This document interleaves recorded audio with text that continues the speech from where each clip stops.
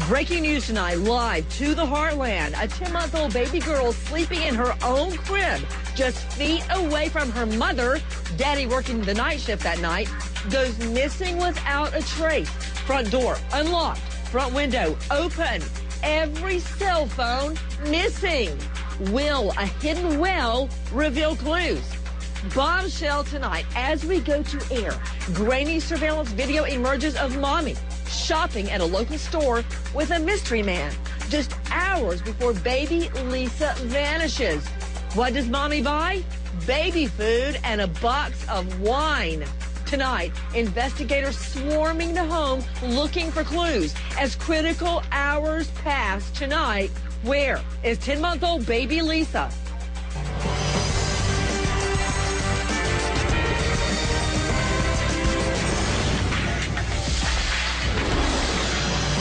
Search for this little baby girl continues. Baby Lisa. Everybody loves her. I came home from work. Dad comes home at 4 a.m. The front door was unlocked. Only hours before mommy is at this nearby grocery store. I go to the store and everybody says she's beautiful. Most of the lights were on in the house. She's at this grocery store with a strange man. The window was in the front was open. Mommy's buying a box of wine. I started checking on the kids. Checked on the boys first. I woke up and he came home. And then we checked on her. He said she's not in a crib. And I said, what do you mean she's not in a crib? And that's when we realized she was gone. Baby Lisa is allegedly snatched from her crib. She's really playful and she's really sweet. And she'll go to almost anyone. Beautiful 10-month-old baby girl. Good evening. I'm Nancy Grace. I want to thank you for being with us. Bombshell tonight. As we go to air, grainy surveillance video emerges of mommy shopping at a local store with a mystery man. And this is just hours before baby Lisa vanishes. What does mommy buy? Baby food and a box of wine. Tonight, investigators swarming the home looking for clues. Critical hours passing. Tonight, where is 10-month-old baby Lisa? Authorities have paid a lot of attention to that path up to the window. The claim is that somebody entered through the window. Sometimes she cries. It depends on how long of sleep she's had. Grabbed the child and then went out the front door. But, I mean, if you pick her up and you cuddle with her, she probably won't cry. And how could that happen in a small house without the mother inside the house realizing it? There was also two older little boys in the house. The window that was open was nowhere near their bedroom, so I don't think they heard anything. They're both pretty heavy sleepers. We're just trying to hold it together for our boys and for her. An extraordinary mystery, a frantic search. Try to think of anything or anyone or any reason this might have happened, and we still haven't. Who is the mystery man? And why in the world did mommy buy a box of wine?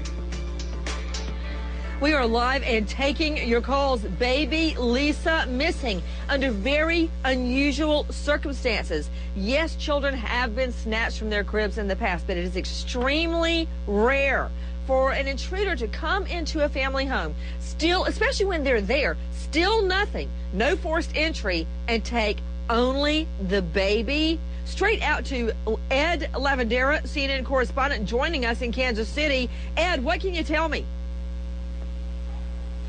Well, it's interesting. Several developments going on today, Nancy. There are searches continue in the area here near the home of where baby Lisa was abducted from. We understand that there are detectives that are going through a wooded area not too far away. There are also other crews that are going through a nearby pond, a large pond that is not too far away from this home as well. So those searches continue. Authorities tell us they're not acting on any particular tips. They're just kind of going through every possible scenario and trying to cross stuff off the list. So that's why they're doing that. Ed. Let's back it up. This is a 10-month-old baby. The baby can't walk. The baby can't run. So why are they looking in a pond or a wooded area? How would a 10-month-old baby... Ed, do you have children? I do, actually. Thank you very much. You remember then when they were 10 months old? They can't get up and walk out of their crib. I mean, how would the baby have gotten to a wooded area behind the home, or how would a baby have gotten into a pond? Have they burned that bridge yet? Do we know the answer to that? Well, I think, Nancy, as you well know, we're now more than a week, and this is the 9th day that baby Lisa has been missing. So I think authorities probably safe to presume that they're working under the possibility, the very real possibility that baby Lisa perhaps is no longer alive. And obviously, if they believe that she was taken away from this home, that something awfully and terrible has happened to her, and that's why they're checking out these areas. They did this yesterday, and they've been doing it over the last 4 or 5 days. And obviously, the farther away we get from last Monday, the more likelihood of a bad outcome we're going to see here. You know what, Ed? I know you're right, and I know that you have covered many of these cases before. I have too. I prosecuted them before, but I'm not ready to accept that baby Lisa is dead yet. And I get what you're saying, Ed. I get it. Let's go out to the lines. Beverly in Georgia. Hi, Beverly. What's your question? I had a question about the baby's crib. Whenever the detectives went in and did the reenactment of the break-in, it showed a picture of the crib, and the crib was full of plastic containers and a baby bathtub and other things. I was curious if the detectives had questioned about that or had said anything about that, because she said the baby had been sleeping in the crib. Hey, that's a good question. Liz, let's back it up, because I believe I saw that picture, too. I want to see the bed. There you go. Hold it. Don't move, Liz. Okay, Ed Lavandera, we're looking at the picture of the baby's crib, and Beverly in Georgia is right.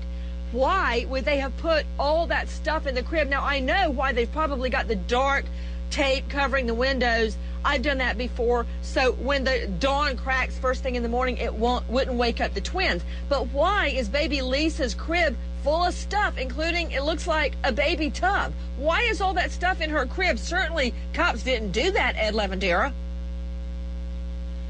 Nancy, I can't see the picture you're talking about, but I have a feeling I think I know which one it is. And it was about 4 days after the abduction or the disappearance of baby Lisa. One of the family members allowed ABC's Nightline to go in and shoot video of the house. So that video was taken, if it's a picture of what I think it is, that picture was probably taken 4 or 5 days. I'm remiss to suggest or kind of know that that's exactly the conditions it was in on that Monday night into Tuesday morning. You know what I mean? That might have been changed in the days since her disappearance. Okay, you're taking a look at baby Lisa's crib, and inside her bedroom. This is, believe it or not, now a crime scene. This 10-month-old baby's bedroom is a crime scene. Baby Lisa apparently taken from her own crib. Joining me right now, special guest Mark Class, joining me out of San Francisco, president, founder of Class Kids Foundation. You know, Mark, when I'm looking at this baby's room, it's just killing me, because I see so many of the same little things that are in my twins' room. And to imagine their room turn into a crime scene, give me your opinion, Mark Class. Well, Nancy, I first want to point out that it's very likely that the mom slept through any incident that occurred in the house. I'd like to remind people that in the case of my daughter, Polly, it was a very similar scenario. Somebody broke into the house late at night, and Polly's mom was separated by just a bathroom, and she slept through the entire incident. So, you know, in defense of this young woman, I don't think we can draw any conclusions from that simple fact. I believe that there's a good chance that baby Lisa is alive, particularly if the parents were not involved, because the most common scenario would be a mother or somebody who wanted a child to raise for their own. The least likely scenario would be some kind of a sexual predator. And then you have everything in between, and that's where the police are going. They're trying to eliminate local geography. They're trying to eliminate local registered sex offenders, neighbors, friends, people in the family. Unfortunately, they still seem to be very focused upon the immediate family.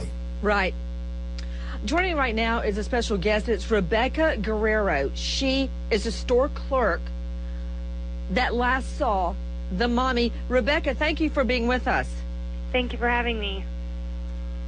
Rebecca, this video surveillance of mommy shopping in the hours just before baby Lisa goes missing has suddenly taken center stage. It may mean something. It may mean nothing.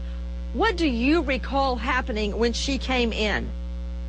When she came in, I did not see her until I checked her out.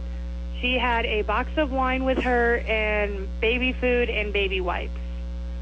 You know, and I didn't think anything of it because a lot of people buy boxes of wine, and I just didn't think anything of it, so.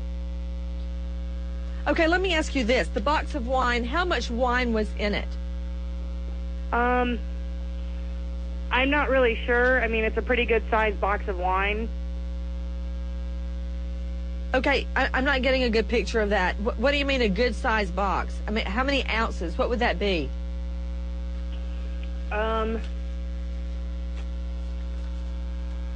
I don't know. I think it's like a quart. And who is this guy? Who's this guy that she's with? How were they behaving toward each other? They were, you know, they're always friendly, so I didn't suspect anything. Right, right. So she gets baby food, baby wipes, and a big box of wine.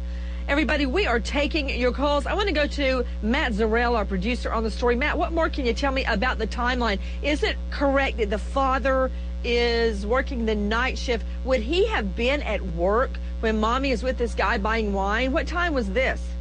Nancy, the grocery store video, we believe, was taken at about 5 p.m. Now, what happened was that the father, Jeremy Irwin, got home from the night shift. Now, this was the first time he had ever worked the overnight shift.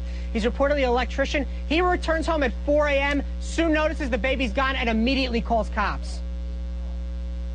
Okay, give me the timeline again, Matt Zarrell. So she's at the grocery store buying wine at about 5 p.m. with the mystery man. She says she puts the baby to bed around 10. She last sees the baby at 10:30 p.m., right? Yes, correct. Okay, 4 a.m., the father gets home from the night shift, and what leads them to go check on the baby? Why did they go in there and look at the baby? Okay, what happens is the first thing he notices is that the front door is unlocked. He goes inside the house. He notices that the front bedroom window is open. He tries to close it, but he can't because the bottom part of the screen for the window is slightly pushed in.